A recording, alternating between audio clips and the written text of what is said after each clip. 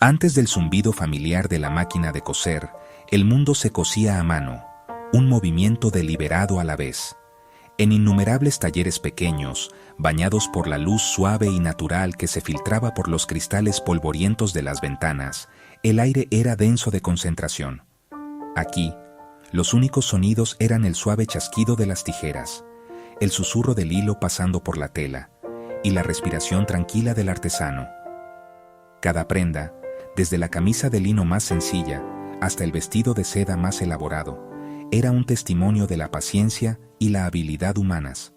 Horas, días y a veces semanas se dedicaban a una sola creación, cada puntada un pequeño monumento a la dedicación. Estos no eran meros actos de construcción, eran conversaciones íntimas entre el creador y sus materiales. Las manos del artesano conocían el carácter de la tela, sintiendo su peso y su textura, y la forma en que cedía a la aguja. Entendían el lenguaje sutil de la tensión y la caída, moldeando la tela. Un abrigo no era solo una prenda, era un depósito de innumerables decisiones, un mapa de la experiencia del creador.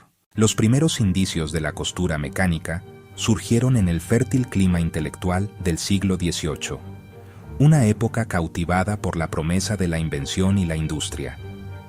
Los primeros pasos tentativos no fueron grandes saltos, sino pequeñas pero cruciales observaciones.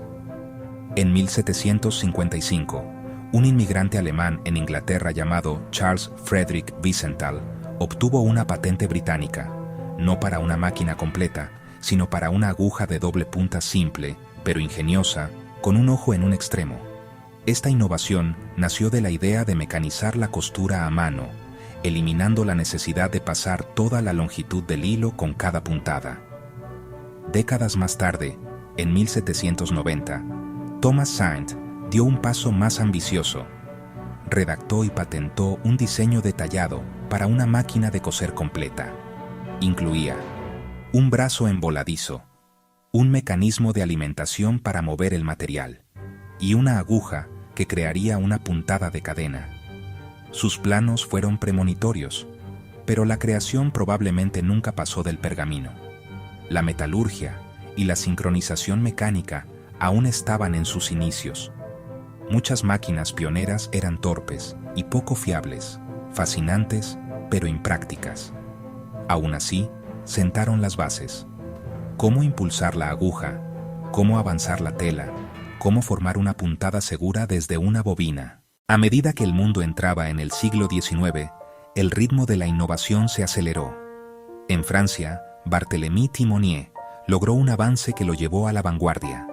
En 1830, patentó una máquina que producía puntada de cadena, imitando un bordado a mano.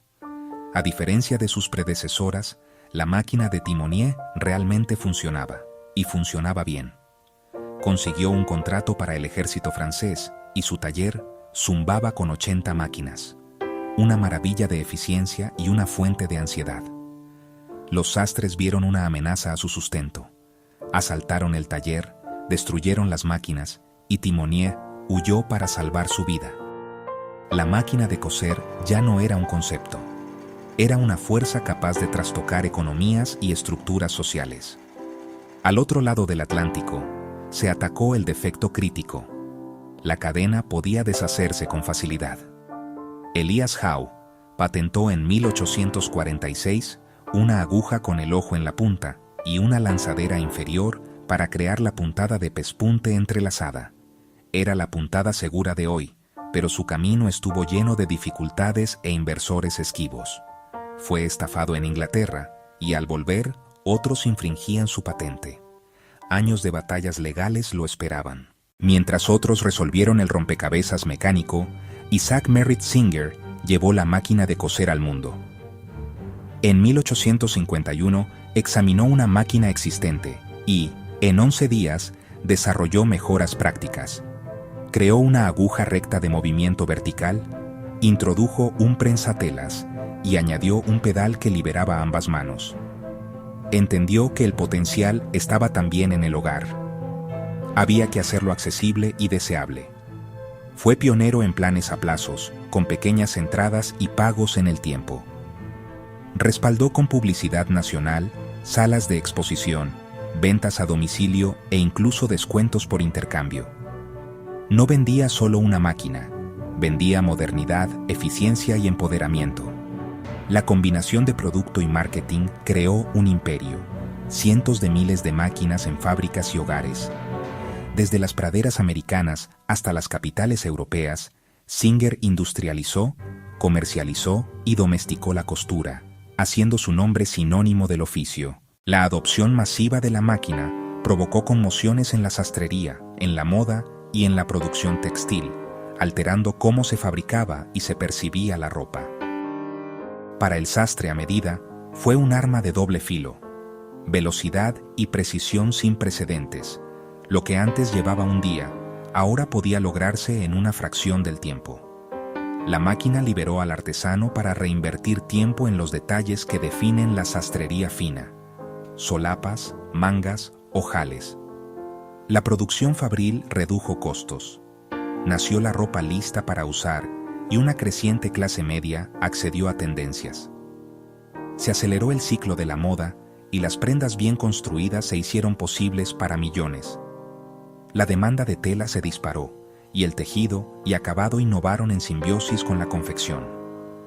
Surgieron operadores, cortadores, inspectores y mecánicos.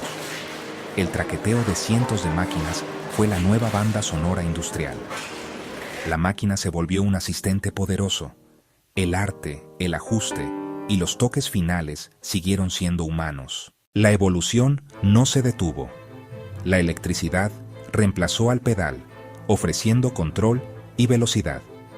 La máquina se consolidó tanto en el hogar como en la fábrica, más eficiente y fácil de usar. La puntada recta se unió a remalladoras, máquinas de ojales, puntadas de refuerzo y dobladillos invisibles en líneas de montaje precisas. En la sastrería fina priman precisión y control, máquinas con gestión digital al servicio del artesano. Cosen desde sedas etéreas hasta tweeds densos y en manos maestras amplifican la capacidad del sastre. El taller moderno une historia y futuro.